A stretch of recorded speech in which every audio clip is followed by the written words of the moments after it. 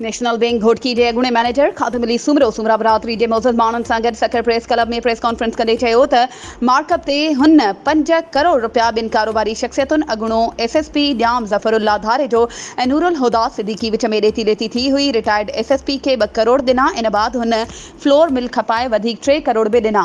देर थियण ते 38,90,000 मार्कअप सां गॾु रक़म अदा कई। ॼाम ज़फरुल्ला खे रक़म ॾिनी। हू पाण ऐं संदसि पुट ऑफिस पहुता।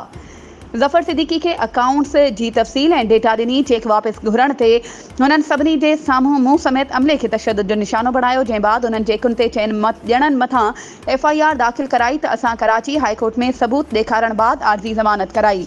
जंहिं बाद अॻूणे SSP ॼाम ज़फरुल्ला वीडियो वायरल कराई ऐं जानी नुक़सान पहुचाइण जूं धमकियूं ॾेई रहियो आहे। 4 ॾींहनि ताईं मूंखे इंसाफ़ न मिलियो त SSP घोटकी जे ऑफिस आॾो पाण खे ॿाहिरि ॾेई साड़ींदसि।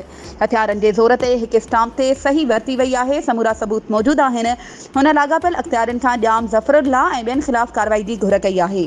वधीक ख़बरुनि ऐं अपडेट्स जे लाइ असांजे चैनल खे सब्सक्राइब कयो ऐं हा बेल आइकन खे प्रेस करणु न विसारिजो त जीअं असांजी हर नई अचण वारी वीडियो तव्हां ताईं पहुचे।